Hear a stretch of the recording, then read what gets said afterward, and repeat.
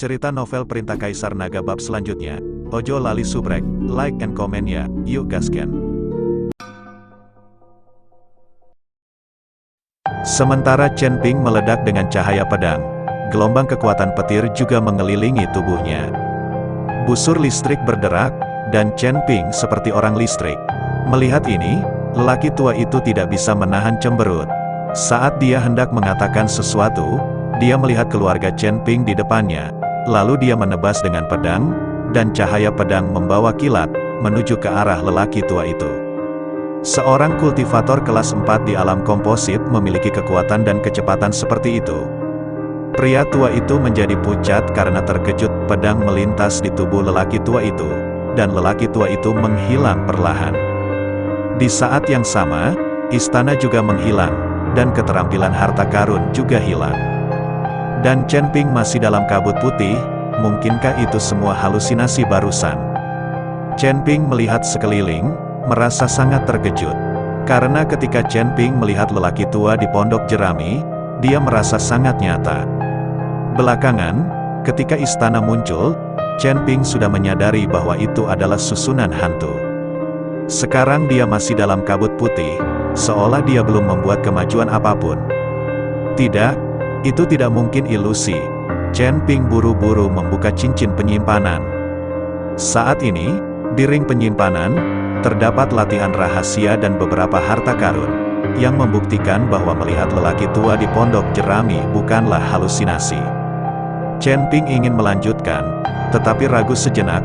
Pada saat ini, dia ingat nasihat yang dia berikan ketika dia melihat lelaki tua itu. Orang tua itu memberitahu Chen Ping, jangan serakah dan lanjutkan saat Anda mendapatkan latihan dan harta karun. Tetapi jika Anda tidak melanjutkan, Anda tidak akan bisa mendapatkan Ice Soul Pill. Setelah ragu-ragu berulang kali, Chen Ping memutuskan untuk melanjutkan. Setelah bergerak maju beberapa saat, kabut putih menghilang. Chen Ping melihat Ji Yun, Gao Qisheng bersama-sama, dan mereka sangat cemas. Melihat Chen Ping keluar, Gao Qisheng bergegas maju dan berkata, "Tuan Chen, mengapa Anda keluar begitu terlambat? Kami sudah lama menunggu Anda." "Itu benar, tadi di kabut tebal, kamu tiba-tiba menghilang saat kamu berjalan, dan kamu tidak bisa mendengarmu tidak peduli bagaimana kamu berteriak," Ji Yun juga berkata. Baru pada saat inilah Chen Ping menyadari bahwa bukan orang lain yang tiba-tiba menghilang, tetapi dirinya sendiri. "Bukankah sesuatu yang istimewa terjadi ketika kamu melewati kabut tebal?" Chen Ping bertanya pada semua orang. "Tidak, itu berlalu dengan lancar." Ji Yun menggelengkan kepalanya. "Kakak Chen Ping, apakah kamu menemukan hal aneh di kabut tebal?" Aout Sun bertanya pada Chen Ping. "Yah, aku benar-benar ingin memasuki ilusi, tapi untungnya aku mengerti formasinya, dan aku keluar setelah melihatnya." Chen Ping mengangguk dan berkata, "Mungkinkah kabut tebal ini masih terlihat di piring orang? Begitu banyak dari kita yang belum memasuki ilusi, tetapi Tuan Chen telah masuk." Gao Qisheng sangat penasaran, mengapa hanya Chen Ping yang memasuki ilusi. "Kakak Chen Ping, kamu memasuki ilusi? Apakah kamu memiliki petualangan? Apakah kamu mendapatkan harta?" Aout Kong datang dan bertanya dengan rasa ingin tahu.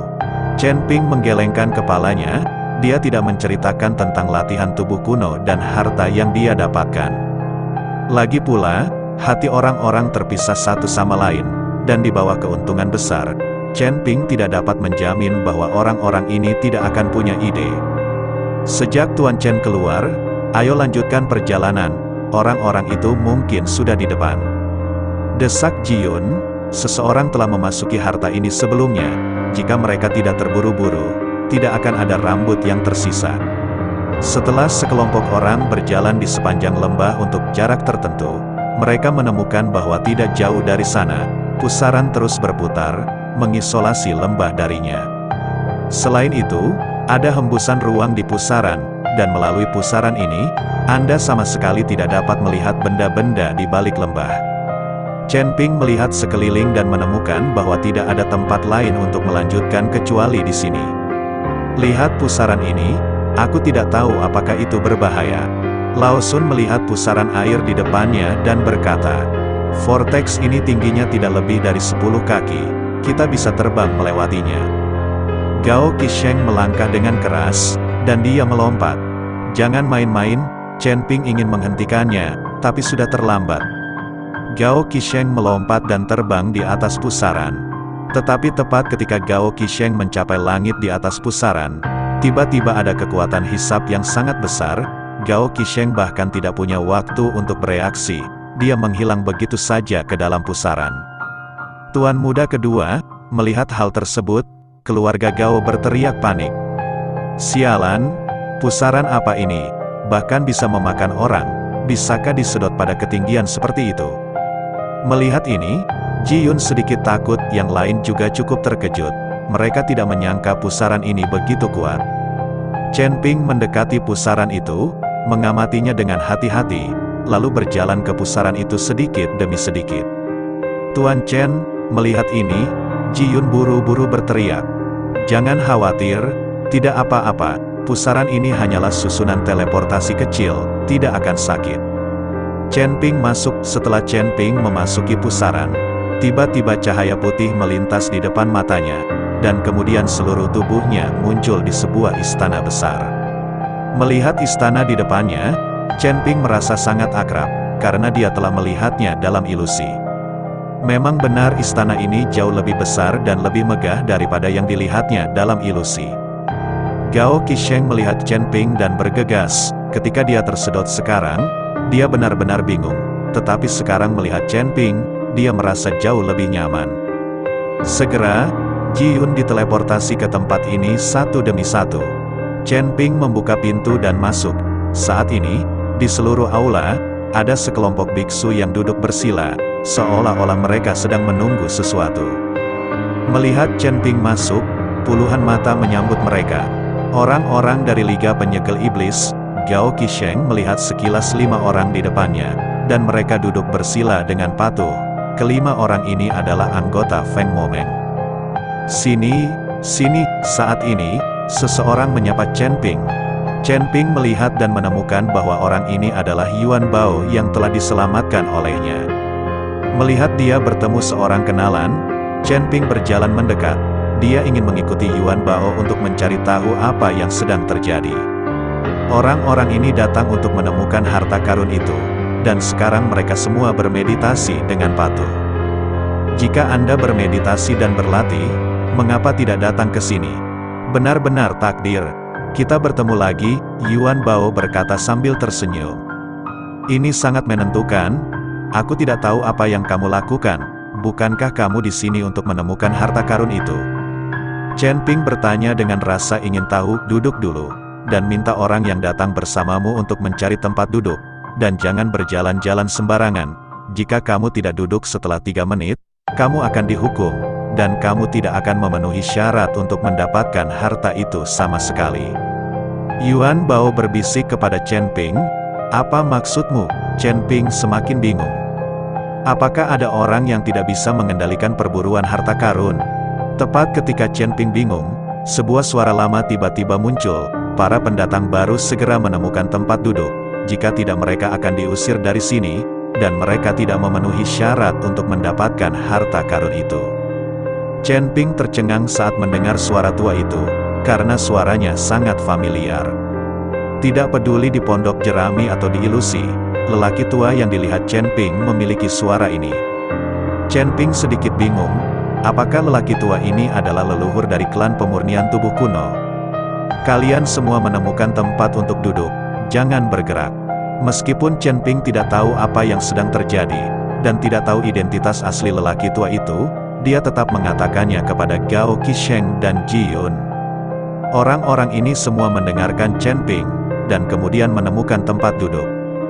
Dan Gao Qisheng memelototi anggota Feng Momeng, berharap dia bisa menerkam mereka dan menggigitnya. Tetapi orang-orang dari Feng Momeng bahkan tidak melihat ke arah Gao Qisheng. Tidak lama setelah Chen Ping duduk, sekelompok orang masuk, dan kelompok orang ini adalah keluarga Ning yang dibawa oleh Ning Kai-chen. Ning Kai-chen melihat ke aula, di mana semua orang duduk tegak, dan tidak bisa menahan perasaan ingin tahu.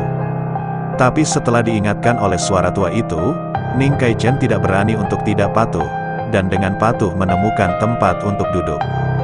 Pada saat ini, tepat di depan aula utama, sebuah pintu cahaya besar perlahan muncul, dengan pita berkedip di atasnya, sehingga mustahil untuk melihat situasi di dalamnya.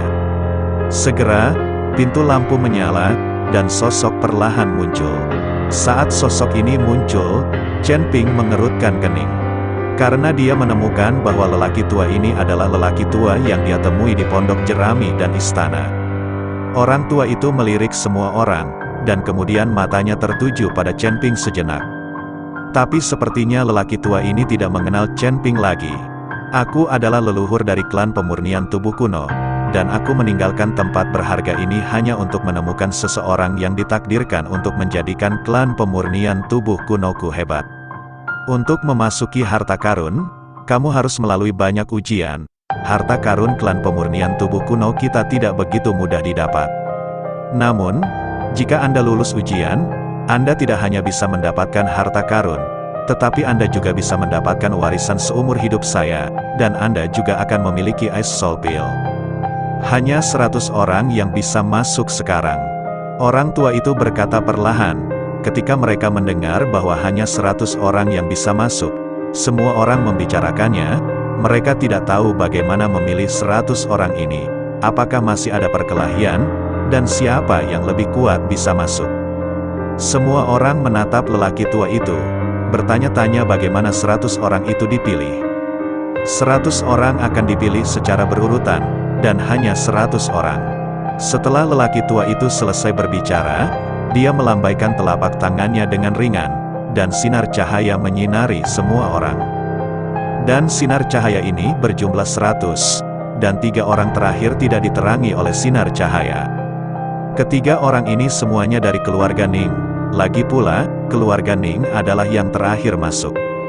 Melihat pemandangan ini, Ning Kaichen buru-buru berkata, "Senior, apakah Anda ingin membiarkan beberapa orang yang tersisa pergi?" Orang tua itu mengangguk, "Ya, biarkan mereka pergi, tapi pergi selamanya." Setelah lelaki tua itu selesai berbicara, Yulong menunjuk, dan semburan kekuatan spiritual langsung keluar. Kekuatan spiritual ini sepertinya memiliki mata, dan langsung menembus tubuh ketiga anggota keluarga Ning. Tanpa reaksi sedikit pun, bahkan tanpa mengetahui apa yang terjadi, tubuh ketiga anggota keluarga Ning perlahan turun. Segera setelah itu, tubuh perlahan menghilang. Melihat ini, Ning Kaichen mengerutkan kening, dan ada sedikit kemarahan di matanya. Ini adalah anggota keluarga Ningnya, dan dia ingin membunuhnya. Namun, Ning Kaichen menahan amarahnya pada akhirnya. Dia tahu bahwa mendapatkan harta itu adalah hal yang paling penting. Terlebih lagi, kekuatan leluhur klan pemurnian tubuh kuno masih tidak dapat diprediksi. Meskipun jelas bahwa lelaki tua ini adalah sisa jiwa, kekuatan sisa jiwa dari lelaki yang sangat kuat tidak bisa diremehkan. Ning Kaichen menahannya, tapi Ning Ken tidak tahan. Dia berpikir bahwa ayahnya adalah puncak peringkat ke-9 dari Body Fit Realm, jadi dia tidak perlu takut pada siapapun. "Kamu sialan tua, kamu benar-benar membunuh anggota keluarga Ning kami dengan santai. Kamu hanyalah sisa jiwa, percaya atau tidak, kamu telah dipukuli sampai mati, menghancurkan hartamu." Ning Ken meraung keras, "Kamu sialan, tutup mulutmu." Ning Kaichen berteriak pada Ning Ken, hanya saja 3 pelayan dari keluarga Ning meninggal. Ning Kaichen tidak ingin mempengaruhi harta karena ini, dan lelaki tua itu memandang Ning Ken dengan senyum tipis di wajahnya. "Dunia ini seperti ini. Nasib didominasi oleh yang kuat. Jika Anda ingin tidak didominasi oleh orang lain, Anda sendiri bisa menjadi orang yang kuat. Anda pikir kamu sangat kuat? Aku." Ning Ken tidak bisa berkata-kata oleh kata-kata lelaki tua itu.